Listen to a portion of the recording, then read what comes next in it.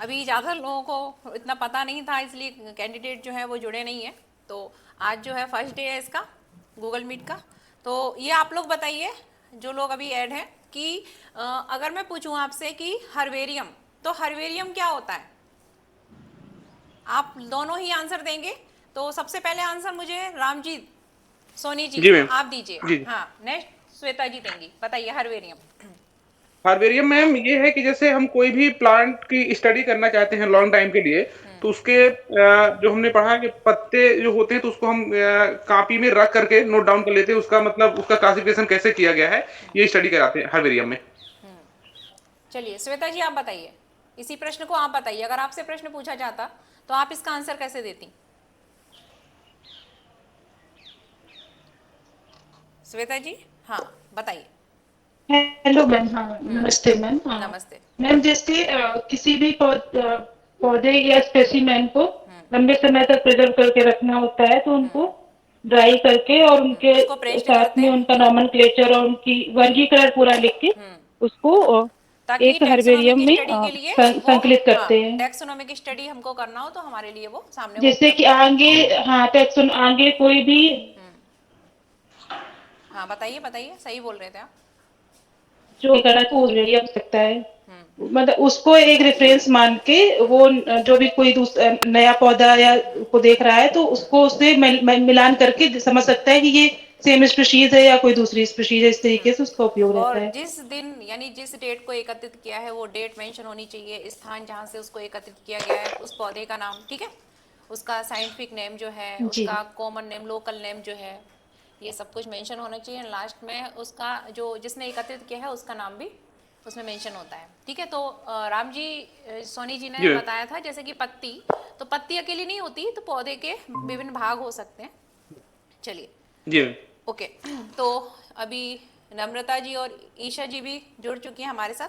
तो अब नम्रता जी मुझे बताएंगी कि अगर मैं बात करूं म्यूजियम, संग्रहालय, तो ये क्या होते हैं बताइए। और अन्य जो कैंडिडेट हैं वो भी इस प्रश्न के आंसर के लिए तैयार रहिएगा। तो संग्रहालय क्या होते हैं बताइए, म्यूजियम। हाँ, चलिए, और कोई इसका आंसर देना चाहे राम जी और श्वेता जी में से, तो आप लोग इसके आंसर दे सकते हैं। संग्रहालय क्या होते हैं? जी मैम।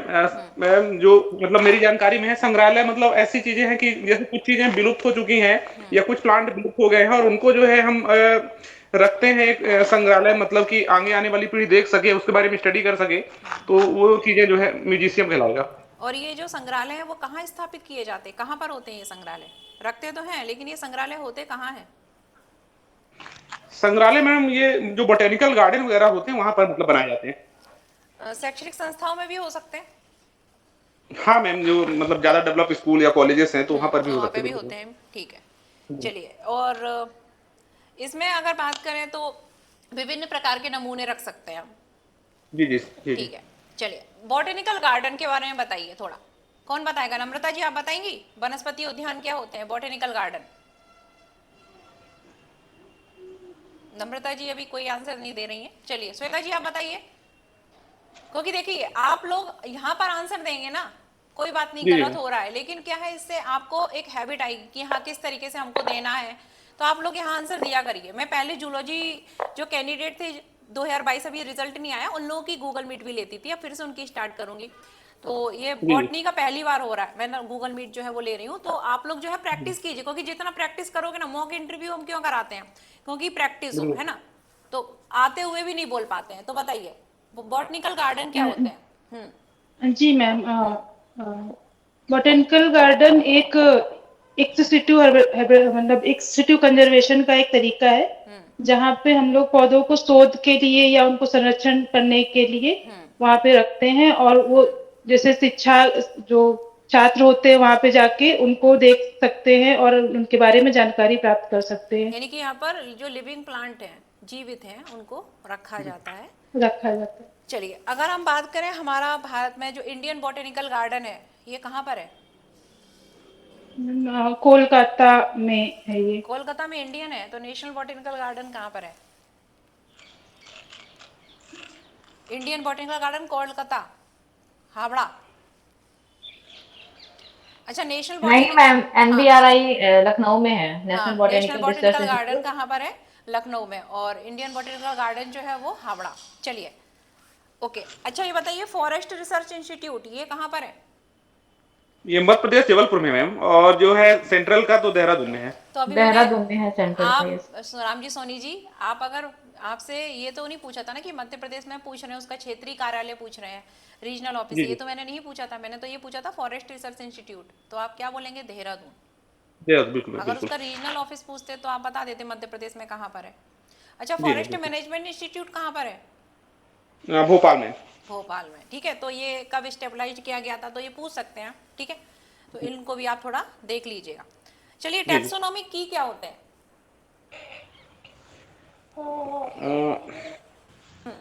इनके बारे में नॉलेज होना चाहिए। जी चलिए बताइए, टैक्सोनॉमी की क्या होते हैं ये, और इनका यूज किस लिए किया जाता है, कहाँ किया जाता है टैक्सोनॉमी की? चलिए बताइए जल्दी से। हाँ, आप लोगों में से मैम तीन ही लोग अभी ऐड है मेरे साथ, तो तीनों में से जिसको आंसर आ रहा हो एक करके बताइए, और एक का सुनिए, फिर कुछ अपना नया ऐड कीजिए अगर कुछ उसमें ऐड हो सकता हो, है ना। बताइए श्वेता जी।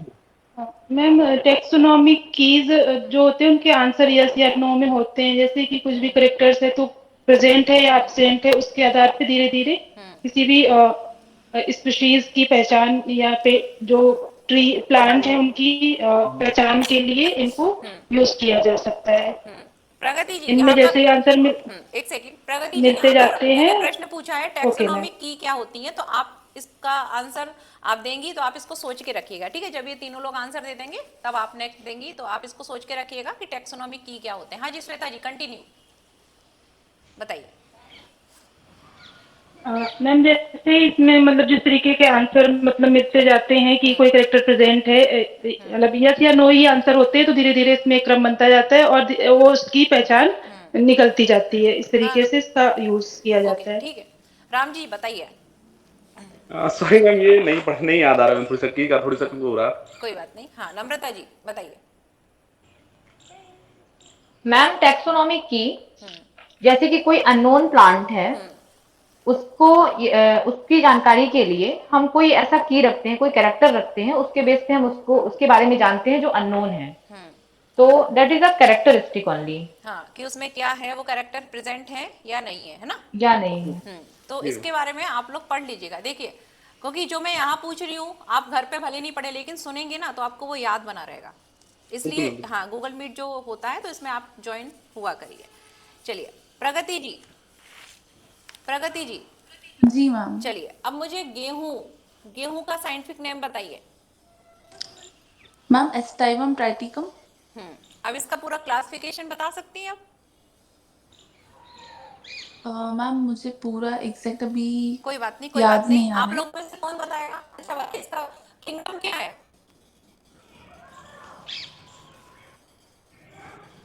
किंगडम, इसका किंगडम क्या मैम है? प्लांटी किंगडम है। चलिए, अच्छा एक चीज मैं पूछना चाह रही हूँ, जैसे कि फाइलम और डिवीजन वर्ड हम यूज करते हैं, तो का फाइलम किस में करते हैं और डिवीजन किस में यूज करते हैं? मैम फाइनल में हम फाइलम। एनिमल करेंगे और डिवीजन प्लांट में। ठीक है, तो बस ये याद रखिएगा। चलिए अब जी। मुझे इसका बताइए, इसका जो है डिवीजन, ये क्या है, इसका डिवीजन क्या है? किसका मैम? गेहूं, गेहूं की बात चल रही है, इसका क्लासिफिकेशन चल रहा है, तो आप बताइए इसका किंगडम, डिवीजन, क्लास, ऑर्डर जो है, फैमिली, जीनस, स्पीसीज क्या है इसका, है ना। तो उसका जो नाम, जीनस स्पीसीज तो बता ही दिया आप लोगों ने, किंगडम बता दिया, प्लांटी, है ना। इसका जी। डिवीजन, क्लास, ऑर्डर ये बताइए, फैमिली यहाँ तक बताइए। चलिए मैम डिवीजन एंजियोस्पर्म होगा। Next class.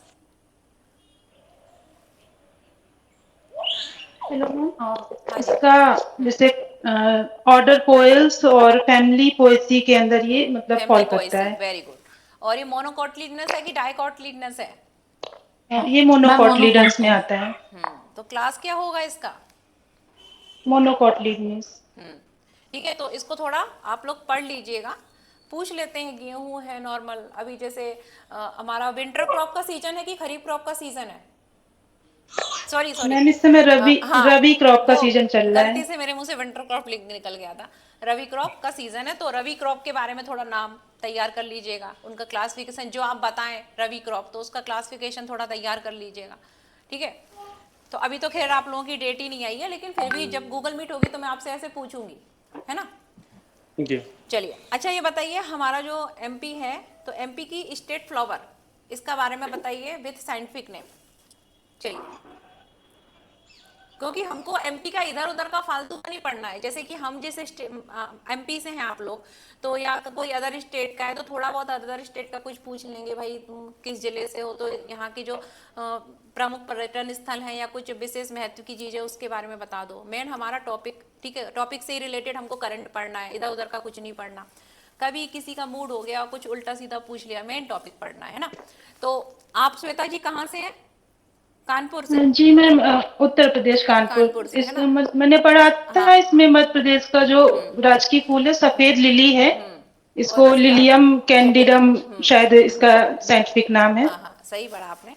तो हाँ, हम, हाँ जी, रमेश जी आप कहाँ से हैं? अच्छा श्वेता जी ये बताइए कि आप यूपी से हैं, तो यूपी का राजकीय पुष्प क्या है?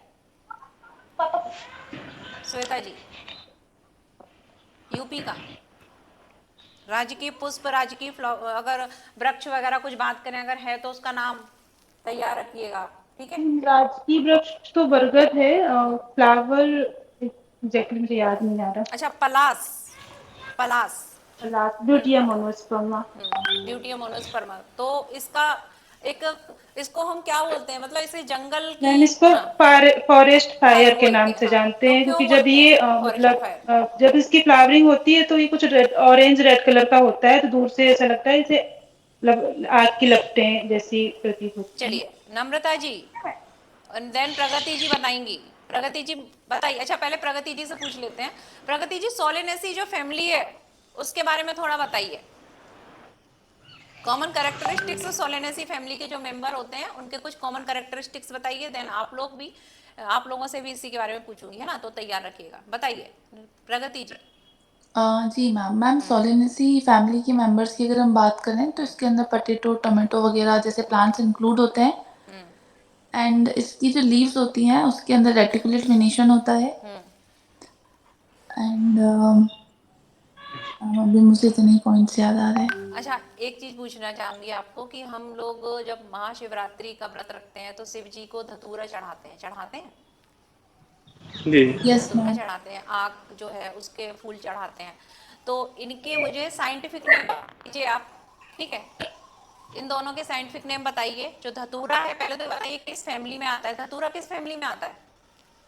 मैम सोलेनेसी में ही आता है। सोलेनेसी में ही आता है, ठीक है, वेरी गुड। तो ये बताइए आप धतूरा, इसका अगर नहीं पता हो, ठीक है, तो कुछ ऐसी चीजें हैं जिनके नाम पूछ लिए जाते हैं। तो धतूरा जो है इसका आप साइंटिफिक नेम जो है, बॉटनिकल नाम, वो तैयार रखिएगा, ठीक है। चलिए, सोलेनेसी फैमिली के कुछ अन्य मेंबर के नाम बताइए नम्रता जी। मैम इसमें विथानिया सोमनीफेरा अश्वगंधा जो कि अश्वगंधा, मेडिसिनल प्लांट है। हाँ, तो इसके बारे में बताइए थोड़ा। इनके जो मेडिसिनल प्लांट जो भी हो ना, जिस भी जी फैमिली से रिलेटेड हो, तो वो पूरे तैयार कर लीजिए। तो बताइए इसके बारे में, बताइए अश्वगंधा के यूज बताइए। मैम अश्वगंधा ओके हाँ, इसका यूज मैम उसमें होता है मेमोरी मेमोरी के लिए, ब्रेन टॉनिक के रूप में यूज किया जाता है।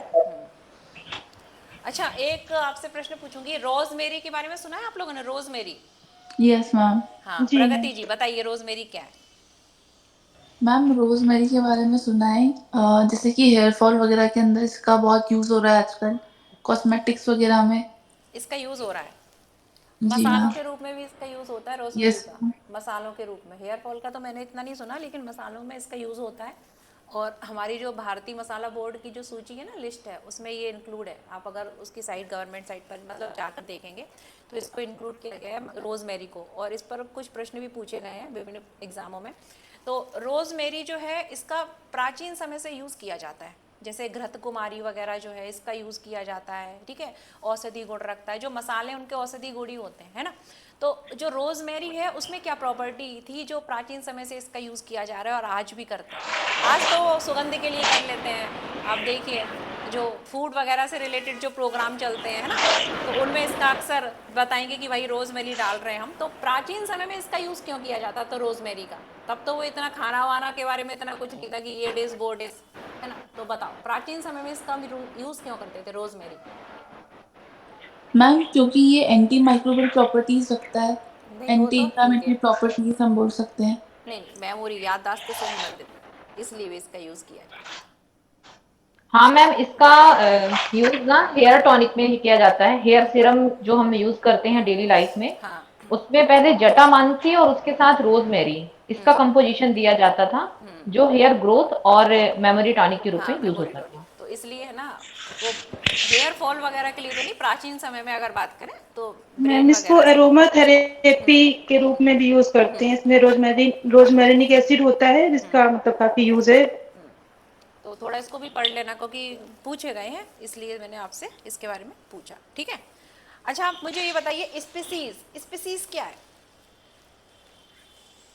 स्पीसीज कौन बताएगा आप लोगों में से? राम जी, नम्रता, श्वेता एंड प्रगति जी, कौन बताएगा स्पीसीज क्या है? बताइए राम जी। स्पीसीज का, हाँ जी मैम, स्पीसीज का मतलब मैम ये है कि कोई स्पेसिफिक प्लांट में एक अपनी जातिगत मतलब उसमें कुछ कैरेक्टर्स हैं,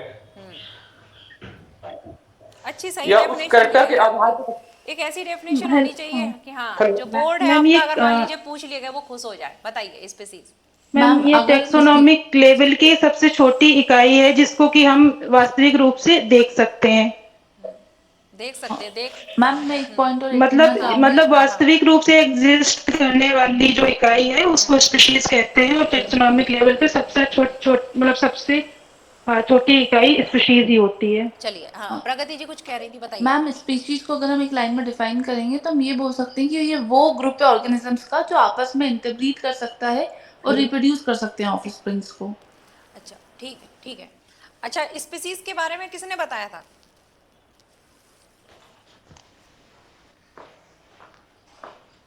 स्पीसीज से संबंधित कुछ हमारे साइंटिस्ट रहे हैं, ठीक है, तो उनके नाम बता सकती हैं? Kerala serious ma'am. स्पीसीज जो है, ठीक है, तो उससे जी जी। संबंधित कुछ साइंटिस्ट हमारे जो हैं, तो उनके नाम बता सकते हैं आप? मैम जो मैंने डेफिनेशन बताई आपको कि वो ग्रुप ऑफ ऑर्गेनिजम्स जो कि आपस में रिप्रोड्यूस कर सकते हैं, हाँ ये कॉन्सेप्ट जो है वो अर्नस्ट मेयर ने दिया था, हाँ। Biological mayor, species concept. बिल्कुल बिल्कुल सही है। तो इसलिए मैंने पूछा कि आपने जो ये जो बताया था डेफिनेशन, ये किसकी थी? मेयर की थी, ठीक है।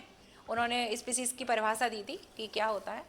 चलिए अब मुझे आप ये बताइए, अभी किसी ने टैक्सोनॉमी के बारे में कुछ नाम लिया था, तो टैक्सोनॉमी क्या होता है?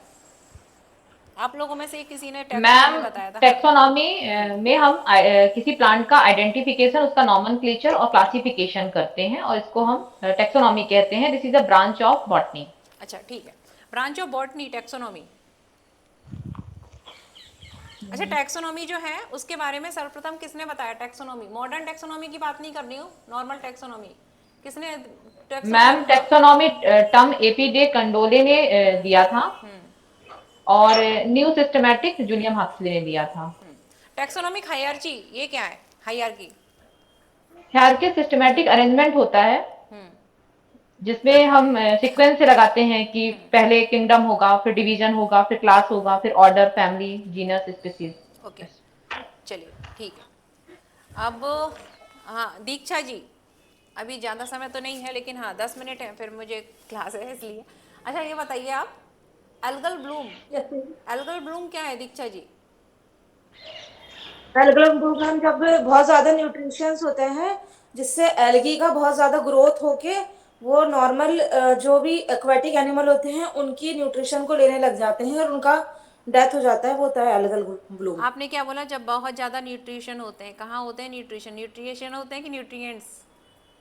Sorry ma'am, nutrients, yes ma'am. तो कहाँ होते हैं ये? आपने कह दिया जब बहुत मैम ज़्यादा एक्वेटिक एक्वेटिक हैबिटेट में। तो अभी आपसे ही फिर पूछूंगी, अभी मैं किसी और के पास जा रही हूँ, तब तक आप थोड़ा, अभी आप ज्वाइन ही हुए थे और मैंने आपसे सबसे पहले पूछ लिया।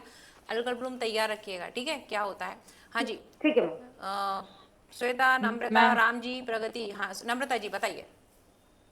मैम एल्गल ब्लूम का मतलब होता है एल्गी बहुत ज्यादा हो जाते हैं वाटर में, वो कोई भी पॉन्ड हो सकता है, वो न्यूट्रिशन का अपटेक उस जलीय एनवायरनमेंट से, मतलब उस पॉन्ड से करने लगते हैं और बहुत ज्यादा उनकी ग्रोथ हो जाती है, तो उनको एल्गल ब्लूम कहते हैं।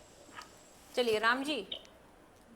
मैम मेरा भी यही रहेगा, नहीं मतलब नहीं, क्लियर मैं नहीं है। आपसे कुछ और पूछ रही हूँ, मैं आपसे कुछ और पूछ रही हूँ। अच्छा ये बताइए, बिल्कुल मैम। बीओडी जो बायोलॉजिकल ऑक्सीजन डिमांड है, ये क्या है? बायोलॉजिकल ऑक्सीजन डिमांड में बीओडी एक इंस्ट्रूमेंट होता है जो कि हम माइक्रोबायोलॉजी लैब में और बॉटनी के लैब में भी उसका हम यूज करते हैं। तो जिसमें कोई भी माइक्रो ऑर्गेनिज्म है, जैसे बैक्टीरिया है या एल्गी है, फंजाई है, तो हमको इनकी ग्रोथ करना है, तो इनको कितना ऑक्सीजन, क्योंकि हर का एक स्पेसिफिक रहता है, तो उसके लिए हम इसका यूज करते हैं बीओडी इंस्ट्रूमेंट का, जिसमें कि हम टेम्परेचर भी कंट्रोल कर सकते हैं और ऑक्सीजन भी कंट्रोल कर सकते हैं कितना देना है। और इसमें मैम ये रहता है कि हम कितने समय के लिए मतलब उसको ग्रो कराना चाहते हैं, तो टाइम भी सेट कर सकते हैं इस इंस्ट्रूमेंट में। ओके। अच्छा दीक्षा जी, अब आप ये जी बताइए, मैम। अगर बीओडी बढ़ रही है तो इसका क्या इफेक्ट पड़ेगा, क्या प्रभाव? बीओडी अगर बढ़ रही है, बीओडी बायोलॉजिकल ऑक्सीजन डिमांड ज्यादा है, तो क्या होगा? मैम यदि कोई बायोलॉजिकल वाटर बॉडी ऑक्सीजन है, डिमांड ज्यादा है, इसका यदि किसी मतलब कोई सुनिए, यदि कोई वाटर बॉडी है जिसमें बीओडी, ठीक है, बायोलॉजिकल ऑक्सीजन डिमांड ज्यादा है, तो इसका क्या मतलब है, क्या हो सकता है इसका मतलब, क्या प्रभाव होगा इसका? मैम इसका मतलब ये है कि वो वाटर बहुत ज्यादा कंटेमिनेटेड है, उसका कंजप्शन करने से कुछ मतलब उन्हें वाटर बॉडीज में डालने से भी प्रॉब्लम होगी, और उसका कंजप्शन करने से डिसीज भी कॉज हो सकती है, डिसीज भी कॉज हो सकती मतलब है। होगी डेफिनेटली। कौन बताएगा मुझे इसका सही मैम आंसर? मैं एक पॉइंट और ऐड करना चाहूंगी कि अगर वाटर बॉडी का बीओडी इंक्रीज हो रहा है तो उसके अंदर जो डिसॉल्व्ड ऑक्सीजन है उसका अमाउंट कम होगा, कम हो रहा है। जिससे कि अदर एक्वेटिक ऑर्गेनिजम्स भी इफेक्ट होंगे। ओके। अच्छा मुझे बॉल बॉक्स के बारे में कौन बताएंगी? मोनालिसा जी, मोनालिसा जी, आप अपने आप को सबसे पहले तो अनम्यूट कीजिए ताकि मैं आपको सुन सकूं। ये आपके साथ कोई बेबी वगैरह बोल, जी हाँ मैम। मोनालिसा जी, तो अब जी ये मैम। बताइए बॉल बॉक्स ये क्या है? मैम वॉलवॉक्स एक कॉलोनियल एल्गी होता है। कैसा है, ग्रीन कॉलोनियल ब्राउन रेड, कैसा एल्गी है? Green algae. ग्रीन एल्गी है, हाँ, तो बताइए। कॉलोनी के फॉर्म में पाया जाता है, वो अकेला नहीं पाया जाता, उसकी पूरी कॉलोनी पाई जाएगी। पूरी colony fresh water, marine water, किस तरीके के जो हैबिटेट्स में रहता है, कहाँ रहता है ये बॉल बॉक्स? कौन बताएगा? आप लोग, हाँ नेक्स्ट राम मैम ये जी। फ्रेश वाटर में रहता फ्रेश है। वाटर, प्रगति जी बता रहे हैं फ्रेश वाटर में। इसमें रिप्रोडक्शन मैम कैसा होता है? हाँ जी। वॉलवॉक्स, जी बताइए बताइए बताइए इसमें ma'am reproduction. Volvox green algae होते हैं और मीठे पानी में ही पाए जाते हैं। ठीक बताया था उन्होंने भी, फ्रेश वाटर। अच्छा इसमें रिप्रोडक्शन कैसे होता है?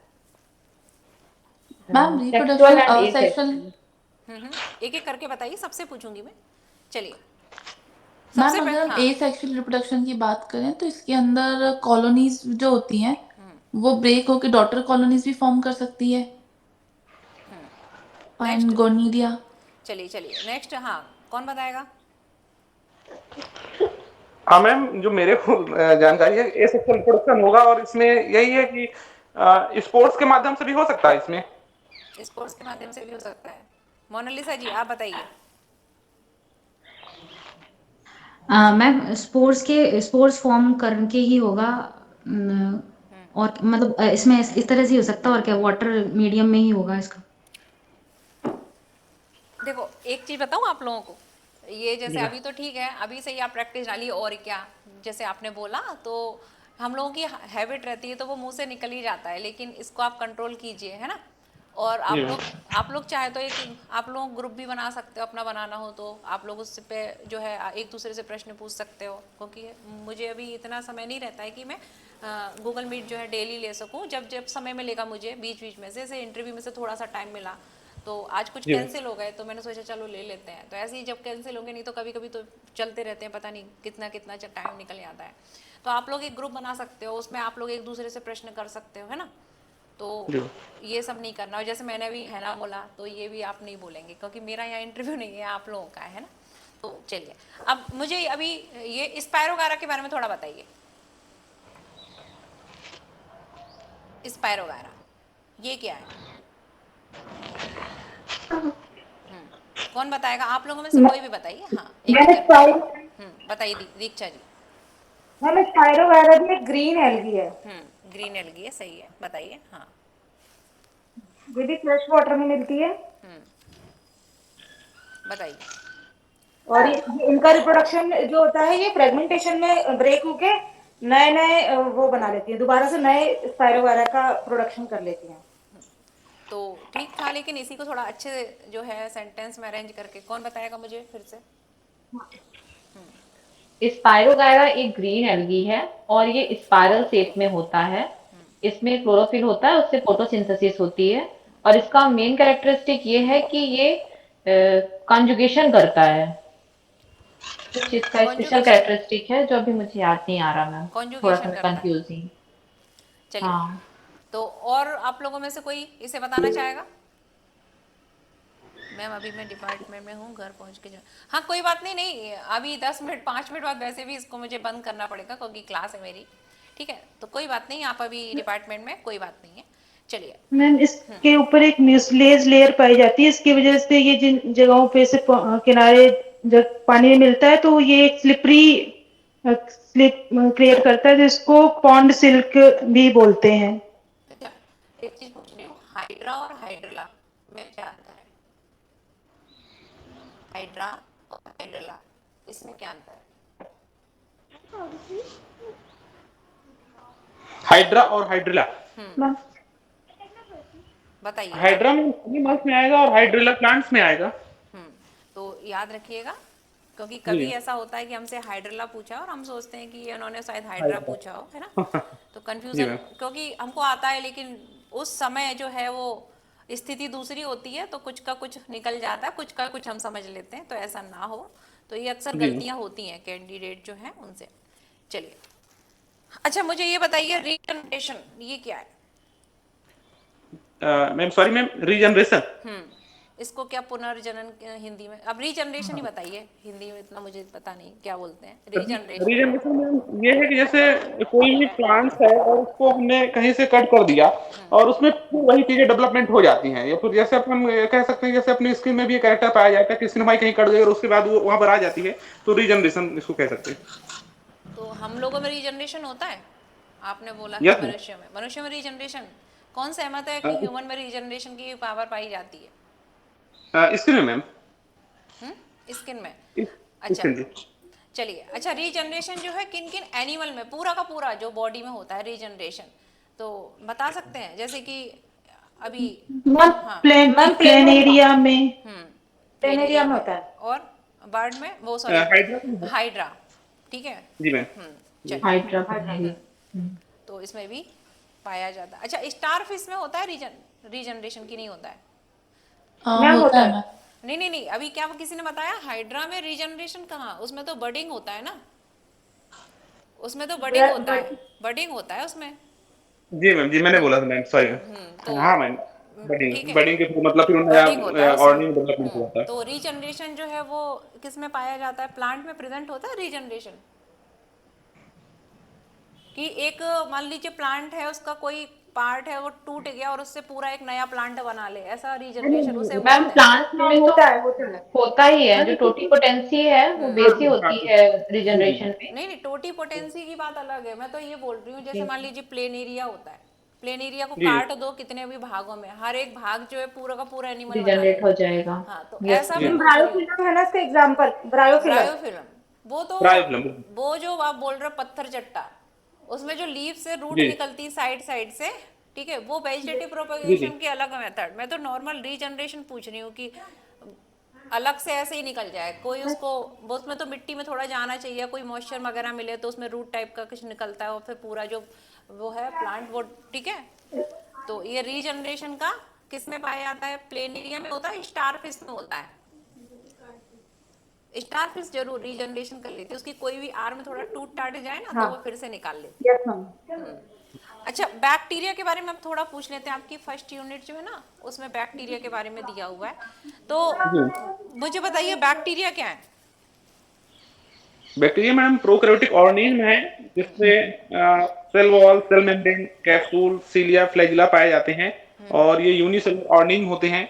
ये फिर इसका हम क्लासिफिकेशन यदि करते हैं तो फ्लैजिला के आधार पे कर सकते हैं और इसमें स्टेनी के आधार पे कर सकते हैं, इसके शेप के आधार पे कर सकते हैं। अच्छा एक प्रश्न है आप लोगों से, ये बताइए जी कि जो सीलिया फ्लैजिला की आपने बात करी थी, कोई भी ऑर्गेनिज्म है लिविंग तो उसमें सीलिया ज्यादा होंगे कि फ्लैजिला ज्यादा होंगे?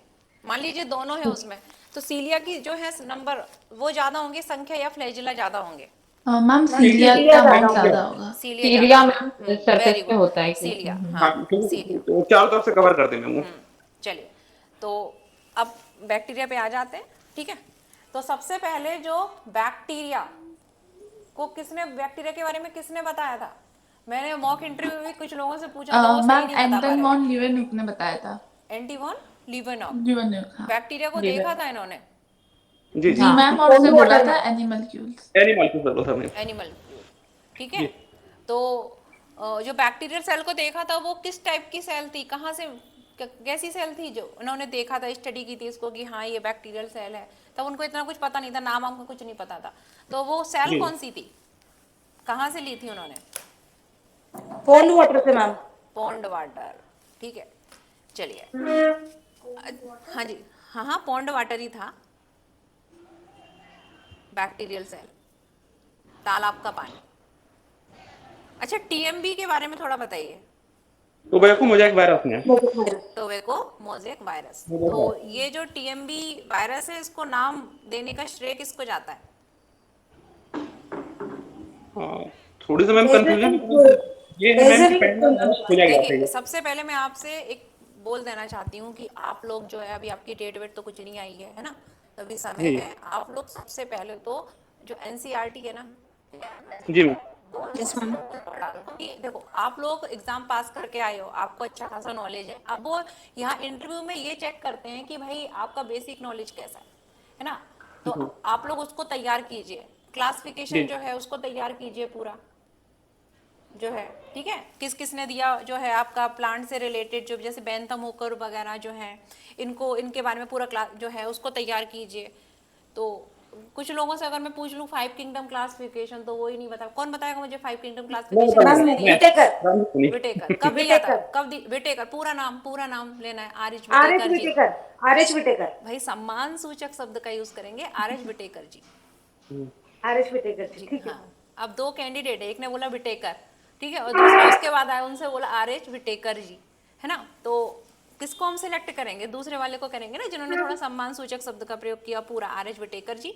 और उसका डेट भी याद रखिएगा, है ना। जैसे मेंडल जो है, इनकी डिस्कवरी जो है, मेंडल ने जो मटर पर एक्सपेरिमेंट किए थे वो अक्सर पूछ लेते हैं, इनका याद रखिए। जो क्लासिफिकेशन वगैरह से रिलेटेड है पूरा, तो उसमें कुछ डेट हैं कुछ, ठीक है, उनको याद रखिएगा।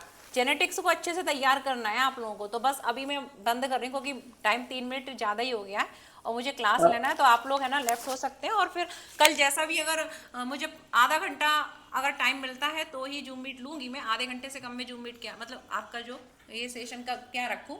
तो अगर जैसा भी होगा मैम आपको कल जो है नोटिफिकेशन डाल देंगी, तो आप लोग उस पर ज्वाइन रहिए। और आप